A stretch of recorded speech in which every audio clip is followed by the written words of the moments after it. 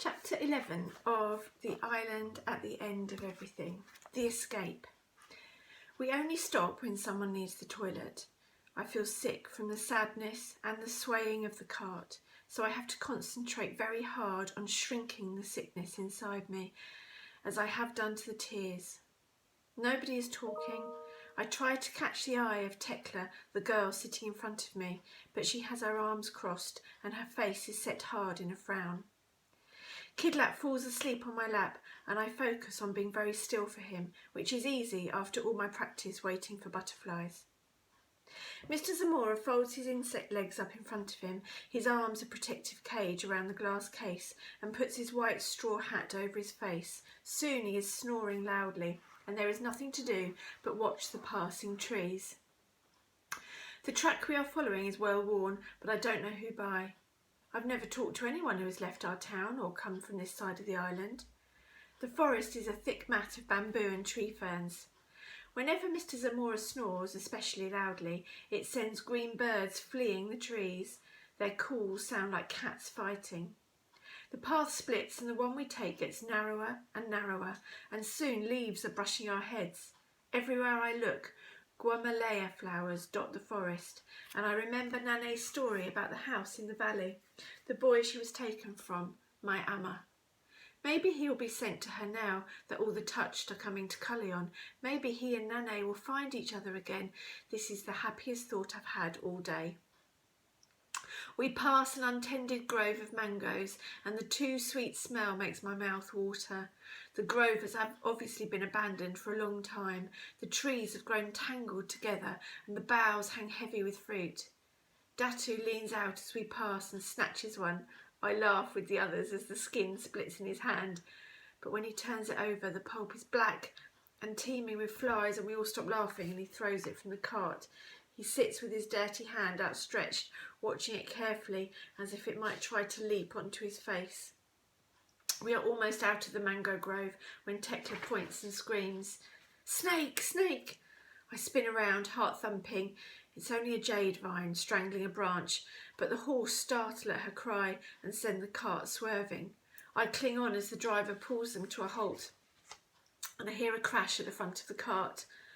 The glass case has smashed to shards in the dust, and beside it the two brown boxes have tipped over, their air-hole lids askew. Mr. Zamora snatches at the nearest one, but he only knocks the lid clean off. And suddenly the air is full of wings. A patch of butterflies wafts upwards, purple and yellow and green, and gleaming, shimmering like a thrown scarf. My mouth hangs open, dust tickling my throat, more dust coating my tongue as Mr. Zamora kicks the road in temper. "Stop them!" he bellows, his thin throat ballooning like a bullfrog. But no one is paying attention to him. All we can see are the butterflies, and all I can think of is Nane. There are maybe 24 of them, twisting towards the mango grove, as if they are one body, or a flame, or ash from a flame. And like ash, they scatter as long, thin hands snatches at them. "No!"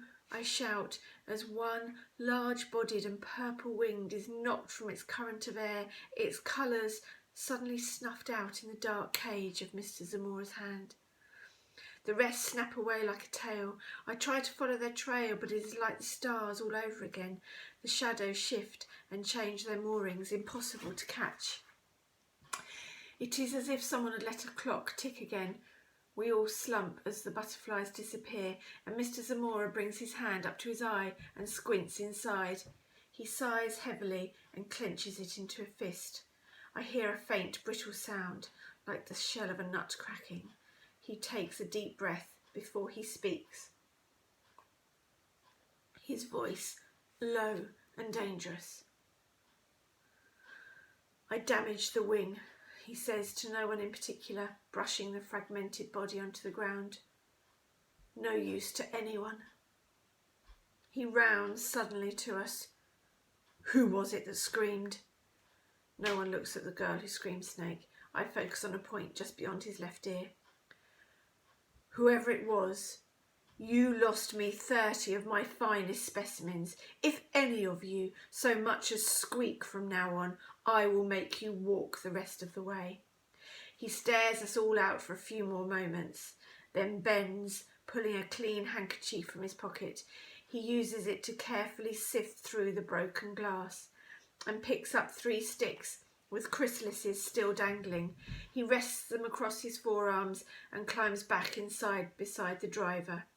We move on. After a couple of hours of silence, the trees start pressing close to the cart. The driver has to stop a few more times to hack at the foliage with a machete. "Are you sure this is the right way?" says Mr. Zamora. I was assured the path had been prepared. Driver shrugs. "I've never come this way before. They're sending a workforce next week to broaden it." The sun is sinking and the forest seems even more impenetrable than before. The rainy season is coming and the trees seem to have to spread themselves out very wide in readiness to catch the water. A feeling rises like a hook behind my navel. Mr. Zamora and the driver aren't looking. If I could somehow tell the others to be silent, then maybe I could slip away. Maybe some of them would come with me.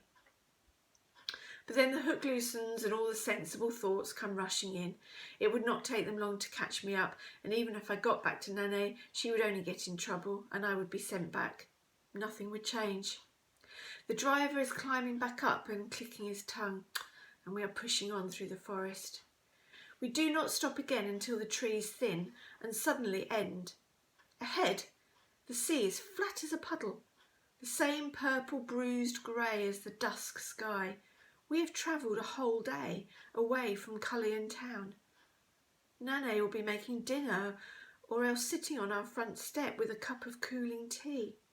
Perhaps Bondoc or Capuna are with her. I see her as clearly as if I were there too. I close my eyes for a moment. I must keep this picture safe. The beach here is made of uneven stone slabs that turn to drums beneath the horses' hooves. A harbour hastily built. It curves like a necklace laid out at the edge of the forest, jewel-bright lamps lit at unsteady intervals.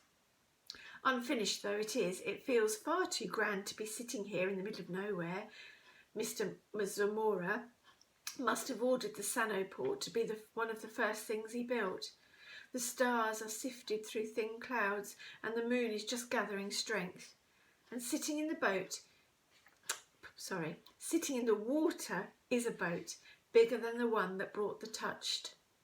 "A ship," says one of the boys excitedly. But it is not at all how I thought a ship would be. There are no sails, no rope, no ladders, no masts. Just a metal column belching smoke and a grey smooth hull, thin and pointed. It is as miserable as the reason it is here. A storm cloud offering no hope of the relief of rain. There are men here with closed grey faces. They shoulder Mr. Zamora's luggage and he buzzes around them, saying, be careful, as they carry the boxes of butterflies into the darkness of the ship. We wait on the cart in huddled silence until we are unloaded, much like the luggage, without speaking, without smiles. Mr. Zamora unfurls a piece of paper and reads out one name at a time to check we are all here. The little boy Kidlat puts his hand up to his name and I have to answer for him. We cross the narrow plank and Kidlat holds my hand to steady himself as the boat rocks. We are led into a low-ceilinged cabin where we are seated on benches along the walls. Everything is metal and bolted to the floor. The smell is metallic too and heady. It sends queasiness spreading through my stomach. Mr. Zamora does not follow us. He walks past the cabin along the narrow deck to the front of the boat. He keeps his face pointed forward even when the vessel begins to move so smoothly it takes me a moment to realise we're even going.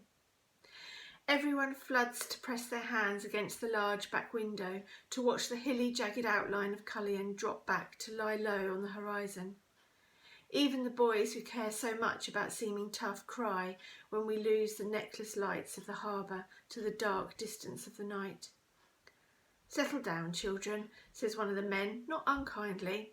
It's a couple of hours to Coron. I'd get some sleep.